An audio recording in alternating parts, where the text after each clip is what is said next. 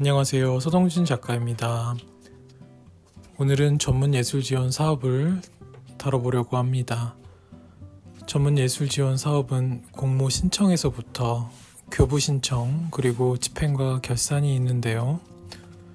워낙 방대한 분량이기 때문에 오늘은 공모 서류를 준비하는 과정과 접수 단계까지만 말해보는 게 좋을 것 같습니다. 일단 저는 2019년에 강원문화재단과 2022년도에 강릉문화재단에서 전문예술지원 사업에 선정이 되었는데요. 제가 공모 사업에 선정된 것이 그렇게 많지는 않지만 두 차례의 경험을 토대로 아직 선정되지 못한 분들께 조금은 도움을 드릴 수 있을 것 같아서 이야기해 보려고 합니다.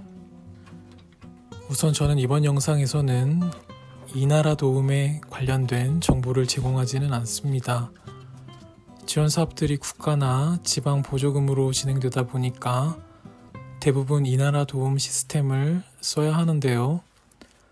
이게 생각보다 너무 복잡하고 방대해서 제가 알고 있는 조금의 지식으로 여러분들께 설명해 드릴 사안은 아니라고 판단했고요. 저는 앞서 말씀드린 것처럼 문서나 진행, 집행, 결산에 관한 소소한 팁을 전해드리는 정도로만 이번 영상을 제작하였으니 이 점을 유의하시길 바라겠습니다. 그럼 전문예술 지원 사업은 어떤 것인가 또는 어떤 사람에게 필요한 것인가에 대해서 말해보는 것이 좋겠죠. 저는 시각예술로 지원 사업에 선정되었기 때문에 설명에 있어서 미술 쪽을 예시로 설명드리려 하고요. 다른 분야는 조금은 차이가 있을 수 있다는 점을 유의하시면 좋을 것 같습니다. 앞서 말했듯이 전문예술 지원 사업을 신청해야 하는 예술가들은 개인의 힘으로 기획한 전시가 예산적인 측면에서 어려우신 분들이 접근하는 것이 맞는 것 같고요. 다음으로는 일반적인 공모에서 소외될 수밖에 없는 분들, 예를 들면 나이 제한이나 성별, 지역 제한에서 걸리는 분 등이 계실 텐데요. 저도 나이가 점점 들어갈수록 공모나 전시를 할 수 있는 기회가 예전보다는 많이 떨어지고 있는 게 현실이기에 이런 지원 사업에 넣어서 기회를 만드는 것도 좋은 방법일 것입니다. 또한 지역에서 단체로 활동하시면서 전시나 공연을 기획하시는 분들께서도 전문예술 지원 사업을 활용해서 시민분들과 문화예술을 향유하는 것이 바람직한 사례인 것 같습니다. 그렇다면 이런 문화예술 지원 사업 심사에서 필히 제외해야 할 것 같은 사람들은 누구일까요? 1차로는 개인의 금전적인 영리를 목적으로 지원하는 사람들일 테고요. 둘째로 지원 사업이 필요가 아닌 트로피라 생각하는 트로피 수집가들입니다. 마지막으로는 작품과 전시 또는 기획이 준비되지 않은 예술가들일 것입니다. 제가 생각할 때 국가의 문화예술 지원 사업은 정말로 필요한 분들에게 공평하게 기회가 주어져야 한다고 생각하거든요. 지원 사업의 예산은 국민의 세금으로 쓰이는 것입니다. 만약 제가 나쁜 사례로 제시한 분들께 계속해서 기회가 주어진다면 정말 막대한 세금 낭비입니다. 특정인을 지목하지는 않으려 했지만 최근에 분기별로 이곳저곳에서 막대한 금액의 지원 사업을 따내시던 아주 유명한 분의 사례가 있었죠. 특정인이 이런 지원 사업을 독식하게 되면 지원이 절실히 필요한 예술가들은 기회를 잃게 되는 것이라서 능력 있고 힘 있는 예술가 본인은 가급적이면 욕심을 줄이시고 기회가 적으신 분들께 양보하시기를 권합니다. 매번 말씀드리지만 너무 욕심부리면 대머리 됩니다. 또한 시민분들께서도 이렇게 자기 잘난 맛에 모든 것을 독식하려는 예술가 또는 트로피 수집가를 제재하고 철저하게 감시하시기를 부탁드립니다. 본론으로 들어가서 공모 신청을 둘러보겠습니다. 공모 신청은 크게 개인과 단체가 있는데요. 지역마다 제출해야 하는 서류가 다르므로 우선 지원하려는 기관에 문의를 해보시고 필요한 자료를 제출하시면 될 것 같습니다. 최근에는 대다수 문화재단에서 사전에 사업 설명회를 여는 추세라서 예술가 본인이 직접 사업 설명회에 찾아가서 필요한 정보를 얻으시고 모르는 것은 질문하시는 것을 추천하겠습니다. 지원 서류를 살펴보면 기본적으로는 전문 예술인 증빙 자료가 있겠죠. 이 단계에서는 예술인 증명을 먼저 해야 합니다. 예술인 복지재단에 예술인으로 등록이 되어 있어야 하는데요. 예전보다는 예술인으로 등록함에 있어 조건과 과정이 간소해졌지만 심의를 받는 대기 시간이 있어서 전문 문화예술 지원 사업이 있기 3개월 전에는 예술인 등록을 시작하고 증빙을 받으실 것을 추천드립니다. 또한 기존의 예술인 등록을 마쳐놨던 분들께서도 본인의 예술인 증명 유효기간을 확인하셔야 하는데요. 저도 유효기간이 끝난 줄 모르고 제때 문화예술 지원 사업을 신청 못했던 경험이 있는데요. 예술인 여러분들도 가끔씩은 예술인 증빙 사이트에 들어가서 유효기간을 확인해 보시고 기간이 끝나간다면 전시를 등록하시고 갱신하시기를 추천하겠습니다. 지원 사업에 전문이라는 말이 붙었기 때문에 제가 생각할 때 전문가라면 최소한 10년 이상 예술을 해오시면서 다수의 개인전을 여셨던 분들이 전문가란 말을 들을 법한데요. 전문 예술 지원 사업에 지원할 수 있는 해당 자격은 전문가 치고는 그렇게 까다롭지는 않습니다. 지역마다 다르겠지만 시각예술 분야에서는 최근 5년간 한 차례 이상의 개인 작품을 발표한 자로 되어 있는데요. 이 조건은 기관마다 다르기 때문에 본인이 내고자 하는 곳의 양식을 확인해 보시는 것을 유의하시기 바랍니다. 지원 제외 대상도 꼭 한번 읽어보세요. 본인이 낼 자격이 없는데 이 많은 분량의 서류를 다 작성한 후에 내가 지원할 자격이 없었구나를 뒤늦게 발견하지 마십시오. 여러분의 시간은 소중하니까요. 만약 본인이 개인전을 한 차례도 진행한 적이 없으신 분들께서는 최초 예술인 지원이라는 사업도 있습니다. 최초 예술인 지원 사업 같은 경우에는 전문 문화예술 지원 사업보다는 경쟁률이 적은 편이니까 최초 예술인 지원 사업을 진행하시는 것을 추천드리겠습니다. 다음으로 제출해야 하는 서류를 보게 되면 주민등록 등본 또는 초본, 개인정보 동의서, 그리고 최근 5년간의 사업 실적. 이것은 팸플릿이나 도록, 현수막, 사진같이 증빙에 관련된 것들이겠죠. 증빙 자료는 전시명과 전시 날짜, 장소가 명확하게 나와 있어야 증빙이 가능합니다. 그냥 전시장 사진만 찍어놓고 전시를 했다고 증빙 자료로 제출하시면 안 됩니다. 다음으로 제출해야 하는 서류에서 지원 신청서를 제외하고는 제가 세세하게 설명할 필요는 없을 것 같습니다. 그럼 본격적으로 지원 신청서를 쓰는 방법에 대해서 이야기해 보도록 하겠습니다. 일단 신청 분야를 보게 되시면 본인에게 맞는 신청 분야를 선택해 주시면 될 것 같습니다. 저는 다원예술에 가깝긴 하지만 시각에 더 초점이 맞춰졌으니까 시각으로 체크를 했습니다. 사업명 같은 경우에는 전시명을 선택해 주시는 것이 무난하긴 한데 난해한 전시명이라면 눈에 들어오지 않고 추상적으로 읽힐 수 있어서 서동진 몇 회 개인전 이런 식으로 명확하게 적어주시는 게 좋을 것 같습니다. 다음으로 사업 기간과 사업 장소가 있는데 이것을 쓰려면 전시 장소를 확실히 잡아놓고 날짜까지 확정한 후에 사업 계획서를 제출해야겠죠. 그런데 여러분이 사업 장소와 날짜를 잡아놨는데 지원 사업에 선정되지 못한 경우가 발생하더라도 전시나 기획이 예정대로 진행하는 것이 바람직하겠죠. 왜냐하면 여러분은 미술관이나 대항공간 또는 갤러리와 구두나 서식으로 계약을 한 상태이기 때문에 지원금 탈락이란 이유로 취소를 한다면 조금 난처한 상황이 올 수도 있습니다. 다만 수도권이나 대관비가 비싼 곳일 경우에는 사전에 지원 사업으로 대관비를 내려고 하는데 본인이 선정이 안 될 수도 있다. 그럼에도 예약이 가능하고 미선정 시에도 취소가 가능한가요? 라고 사전에 이야기가 되어 있다면 취소는 가능합니다.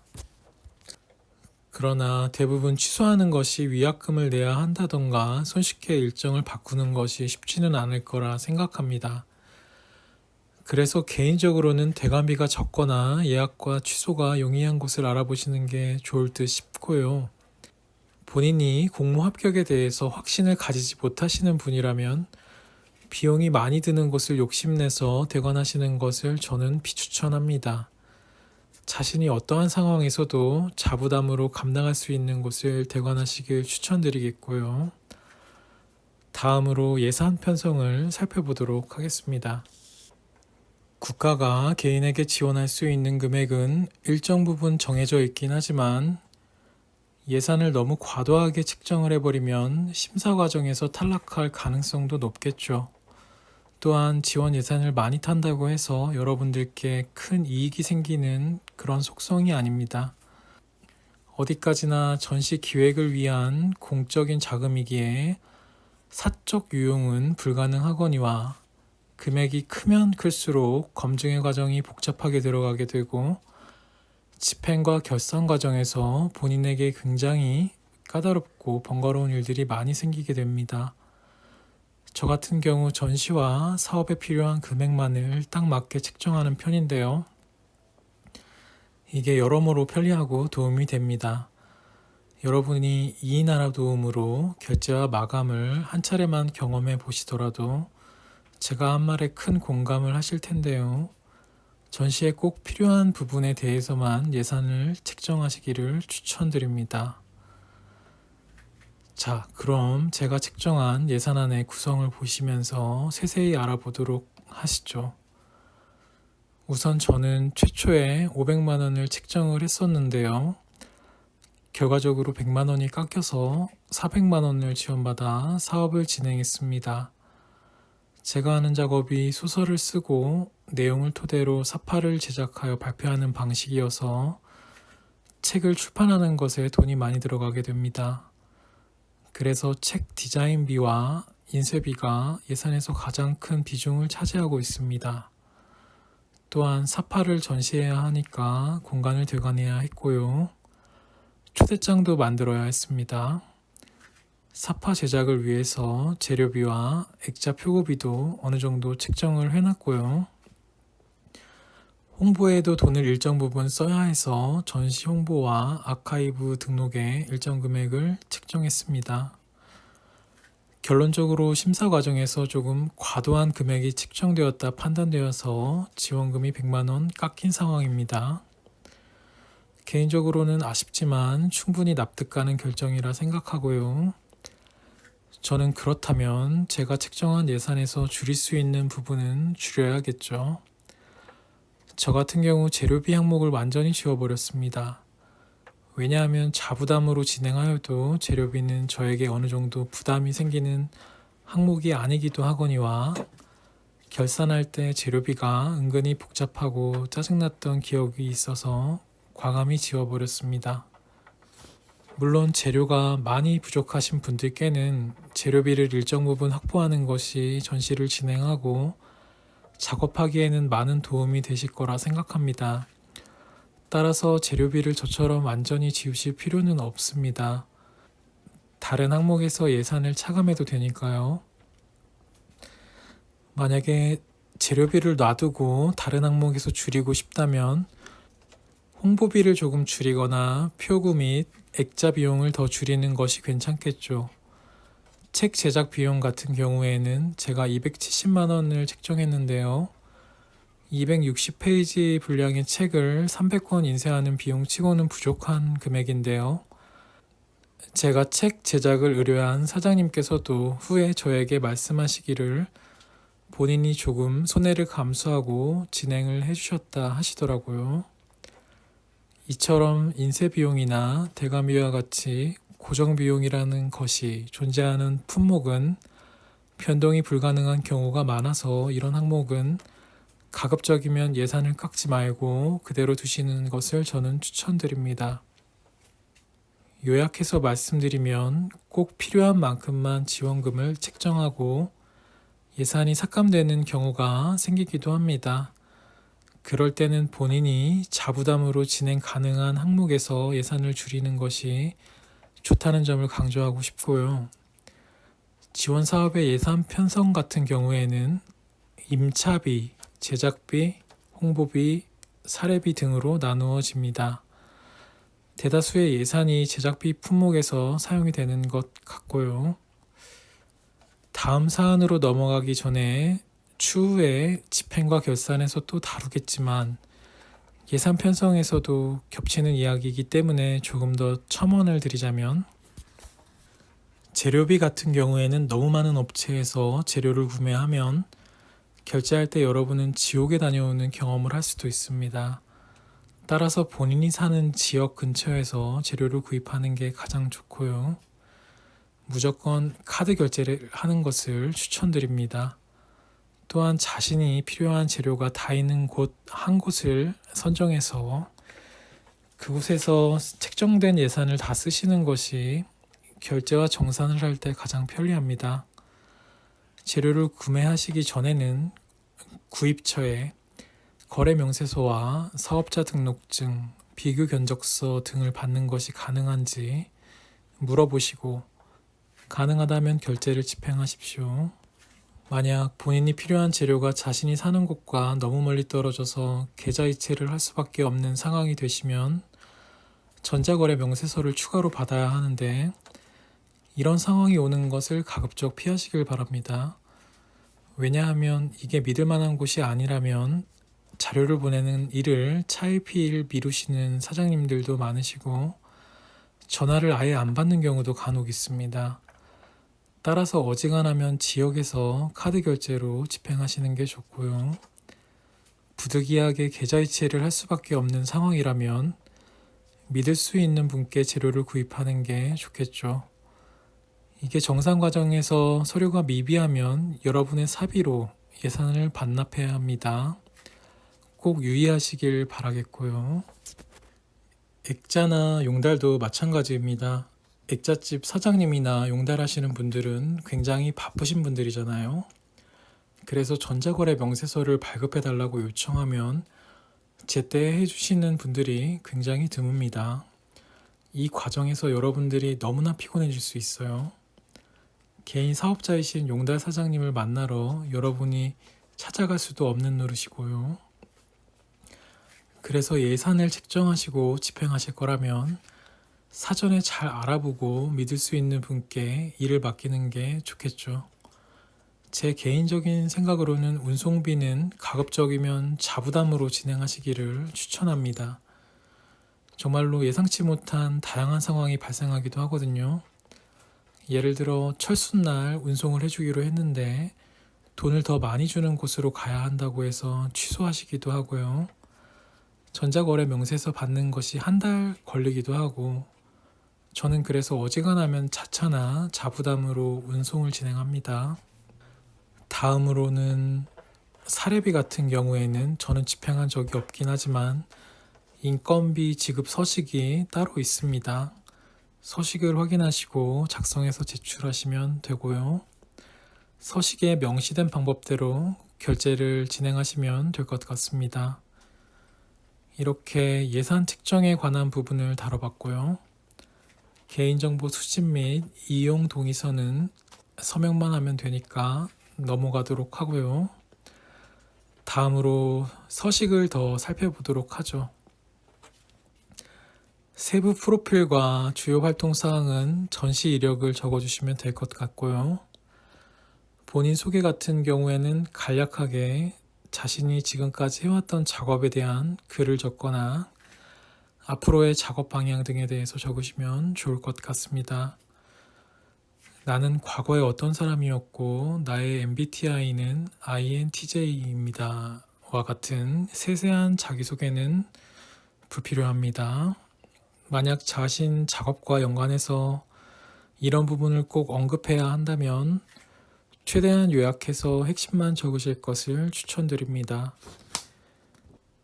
다음으로 사업 계획을 살펴보게 되면 사업명은 본인의 사업명을 적으시고 사업 목적 같은 경우에는 본인이 사업을 통해서 시민들이나 관객들에게 어떤 것을 전달해 줄 수 있을 것인가 적으시면 될 것 같고요. 장소와 기간은 마찬가지로 정해진 곳을 적으시면 될 것 같습니다. 사업 대상은 본인이 전시하는 지역의 시민이나 관객분들로 적으시면 되겠죠.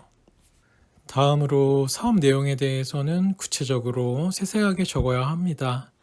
제 거를 예로 들면 저는 제가 집필한 소설 잠자부부의 변신 대동강 교회단이라는 책을 출간 및 발표할 것이고요.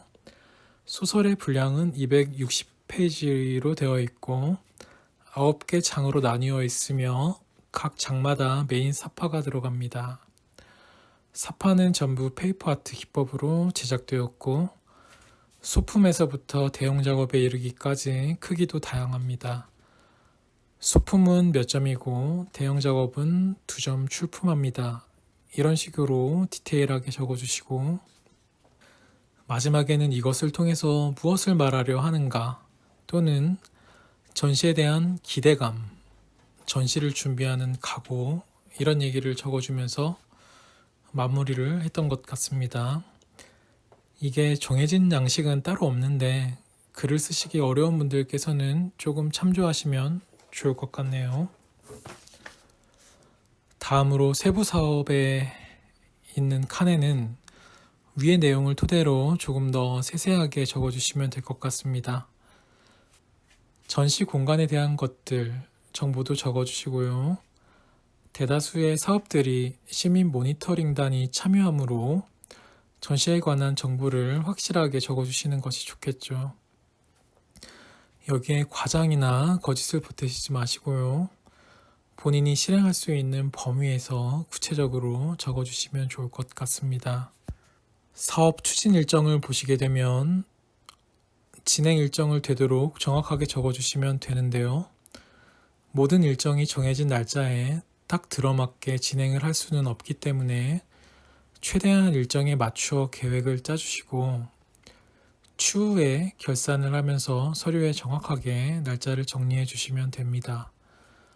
추진 계획은 제작 과정, 인쇄 관련된 의뢰, 재료 구입, 전시 DP, 전시 오픈, 철수, 결산 이런 식으로 세세하게 적어주시면 될 것 같습니다. 지금까지 서류를 살펴보고 있는데 처음 하시는 분들은 서류를 쓰시다가 두통이 올 수도 있을 것도 싶은데요.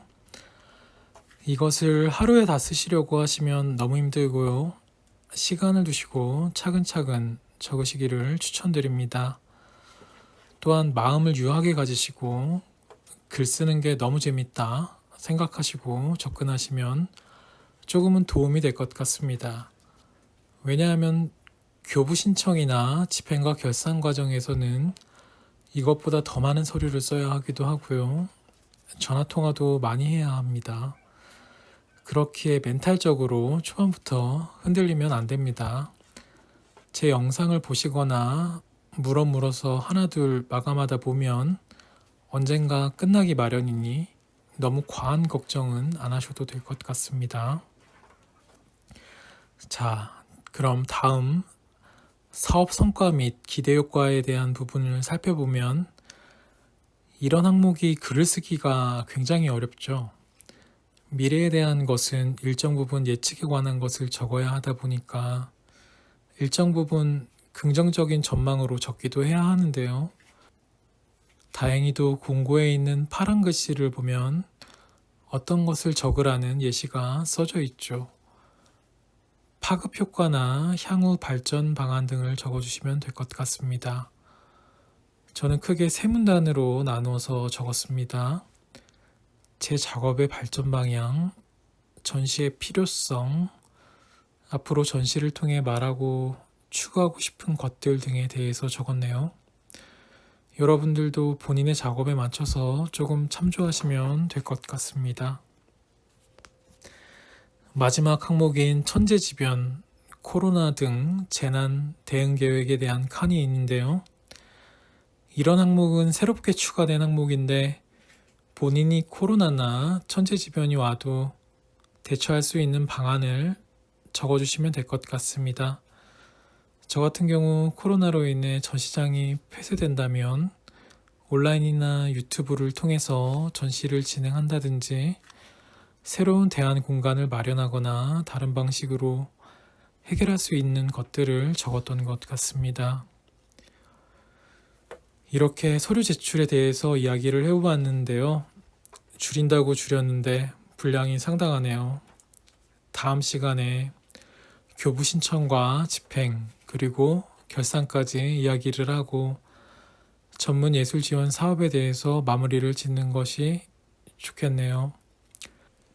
여러분들께서도 용기를 내시고 전문 예술 지원 사업에 도전을 하셔서 선정되시기를 기원하겠습니다.